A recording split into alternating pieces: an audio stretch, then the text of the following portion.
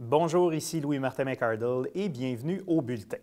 La décision de Radio-Canada de mettre en vente ses installations du boulevard René-Lévesque suscite de nombreuses réactions négatives. Alors, pour nous parler des impacts de la vente et du possible déménagement de la maison de Radio-Canada du quartier Centre-Sud, nous recevons Éric Michaud. Il est coordonnateur du comité Logement Ville-Marie. Monsieur Michaud, bonjour. Bonjour. Bienvenue au Bulletin. Bien, ça me fait plaisir. En quoi la vente et le possible déménagement de la maison de Radio-Canada interpellent votre organisme? Bien, en fait, nous, ça fait quand même un certain nombre d'années qu'on est impliqués dans le dossier. Il faut se rappeler d'abord que Radio-Canada, quand ils se sont implantés dans le quartier Centre-Sud, c'était dans la foulée d'une série d'opérations de rénovation urbaine, comme on appelait ça à l'époque. Il y avait eu, dans le courant des années 50, l'élargissement du boulevard Dorchester, qui avait mené à l'élimination de près de 750 logements à l'époque. Et par la suite, bien, il y a eu finalement la démolition, l'expropriation d'une bonne partie du faubourg Amelas, qui était la paroisse Saint-Pierre-Apôtre, en fait, l'actuel site de la Maison de Radio-Canada. Là, ça avait mené ça, la Ville de Montréal avait exproprié le terrain pour permettre à Radio-Canada de s'installer. Et entre-temps, ça a aussi été un stationnement pour l'exposition universelle pendant une période de quelques années. Pendant la période de construction, effectivement, qui s'est étalée sur une période de 10 ans. Donc, là encore, la démolition pour la reconstruction de la Maison de Radio-Canada va donner lieu à la démolition de près de 800 logements, 780 de mémoire.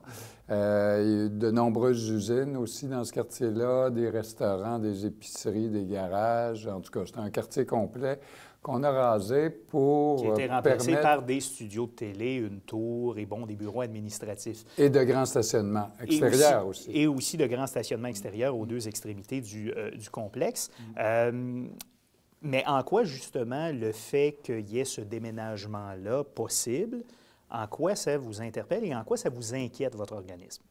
Bien, en fait, pour revenir encore un peu, juste peut-être mentionner que l'installation de Radio-Canada allait dans la foulée d'une volonté de la Ville d'installer ce qu'on appelait la Cité des ondes dans l'est du centre-ville de Montréal. Et ça a mené par la suite aussi à l'installation de Télémétropole, l'actuelle TVA de Télé-Québec sur le également. De Maisonneuve, Télé-Québec qui est là, bon, Bell a des locaux là, RDS, etc. Exactement, et de nombreuses entreprises aussi de production audiovisuelle, d'entreprises de communication. Donc, c'est tout un pôle industriel qui est, ou en tout cas un pôle d'activité économique qui est installé là. Donc, ce que je comprends, c'est que le possible déménagement vous inquiète pour l'impact économique que ça aurait, la perte d'emploi. Tout à fait. Bien, la perte d'emploi des emplois qui consomment dans le quartier Centre-Sud. Tout à fait. Ce qui nous inquiète, en fait, c'est l'avenir du quartier. Ce n'est pas tellement les enjeux de logement, parce que les enjeux de logement ont été adressés dans le courant des années 2000. On se rappellera aussi qu'au début des années 2000, Radio-Canada avait vendu une partie de son terrain de stationnement du côté ouest à un promoteur immobilier. Il y avait eu une levée de bouclier dans le quartier pour réclamer, c'était une période où il y avait une pénurie de logements à Montréal, de logements abordables. Et donc, on avait réclamé qu'il y ait une part de logements sociaux. Bon, le projet était tombé à l'eau par la suite. Il y a eu une consultation des acteurs du quartier à laquelle dont on a fait partie, de nombreux autres organismes. Fin de la dernière décennie. Quelles étaient les conclusions, justement, de cette consultation publique-là? Bien, c'est qu'il y a eu un plan d'ensemble qui a été élaboré après l'abandon du projet du promoteur privé qui n'avait pas rempli ses obligations à l'égard de Radio-Canada. Il y a eu l'élaboration d'un plan d'ensemble qui prévoyait notamment de retisser les liens avec le quartier, de poursuivre les trames de rue du quartier d'est en ouest, du nord au sud, pour recréer des liens avec le quartier, construire une part de logements abordables, entre 20 et 22 de logements sociaux, puis une dizaine de % de logements abordables. également de développer des espaces verts, donc de contribuer à reconstruire le quartier. Et ce plan-là a été mis sur la glace par Radio-Canada. Radio-Canada prétextant que ça ne serait pas un projet qui serait rentable actuellement. C'est ce qu'on comprend des déclarations des dernières semaines là, de la direction de Radio-Canada. Oui, avec certaines conditions. Il faut dire que le projet aussi était développé en mode PPP à l'époque et que ce n'est pas le mode...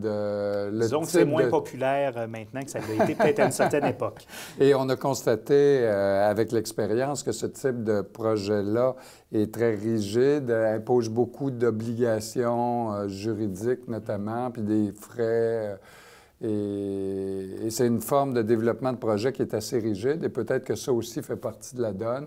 Pourquoi? Parce qu'au départ, ils voulaient susciter une certaine concurrence entre plusieurs développeurs, mais en bout de ligne, il y a un seul consortium de promoteurs qui a pu se qualifier.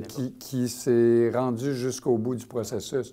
Donc, la concurrence était peut-être moins là et c'est peut-être ce qui explique que le projet a été abandonné. D'accord. Si on en revient vraiment à ce qui se passe aujourd'hui, en 2016, donc Radio-Canada a annoncé avoir reçu plusieurs offres pour l'achat du site. Pour que nos téléspectateurs comprennent bien, de ce que j'en comprends, d'une part, votre organisme et les autres organismes aussi qui ont signé cette lettre ouverte-là, en quelque sorte, dans laquelle vous manifestez vos inquiétudes, il n'y a personne qui s'oppose à la vente du site en tant que tel. Ce que vous voulez, c'est que Radio-Canada demeure dans le quartier Centre-Sud. Tout à fait, oui, parce que la vente du site est prévue depuis une dizaine d'années. On s'est associé au développement d'un projet qui prévoyait la vente du site.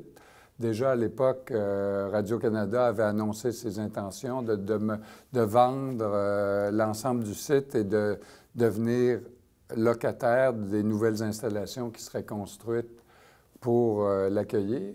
Mais là, l'enjeu, c'est que la nouvelle, dans le fond, c'est que Radio-Canada envisage de quitter le quartier. Et un des sites envisagés qui ont filtré dans les médias serait dans le quartier des spectacles, au coin de Bleury, Sainte-Catherine. Donc, c'est bien loin du quartier Centre-Sud. Tout à fait. Ou même peut-être plus à l'ouest encore. Ou encore plus à l'ouest. Quelle est la position des élus, autant de l'arrondissement Ville-Marie qu'au conseil municipal? Est-ce que vous avez des appuis de la part, que ce soit du maire Coderre ou des conseillers municipaux? C'est-à-dire que le maire s'est engagé à assurer le respect de l'accord de développement, ce qui est quand même une partie importante parce qu'il y avait des choses qui avaient été négociées dans le cadre de cet accord-là entre la Ville et Radio-Canada. Donc, pour le redéveloppement éventuel du site actuel de Radio-Canada. Exactement. Donc, ça nous rassure quand même parce que c'est un élément, ça faisait partie de nos inquiétudes. Mais par ailleurs, bien, c'est ça, ils nous disent que c'est pas de leur ressort de décider si Radio-Canada, ça va, la décision... C'est une décision de la société d'État et ultimement du gouvernement fédéral. Effectivement, de décider s'ils demeurent sur le site ou s'ils veulent quitter. Bon, nous, on estime, en tout cas, c'est ça, on est inquiet de cette perspective-là, de voir Radio-Canada déménager. Et c'est aussi parce qu'on pourrait voir ce site-là prendre beaucoup de temps avant de se redévelopper. Rester en friche pendant peut-être plusieurs décennies avant qu'on construise dessus. Et donc, c'est cette perspective-là qui nous inquiète. Donc, on demande à Radio-Canada, en fait, on réaffirme notre intérêt pour le projet initial qui prévoyait que Radio-Canada demeure sur le site et tout en répondant à ses nouveaux besoins, dans le fond. Donc, peut-être que le réinvestissement du gouvernement Trudeau dans Radio-Canada changera la donne. On le verra au courant des prochaines semaines, des prochains mois. Éric Michaud... On l'espère bien. Voilà. Bien, Éric Michaud, vous êtes coordonnateur du comité Logement Ville-Marie. Merci d'avoir été là. Je vous remercie.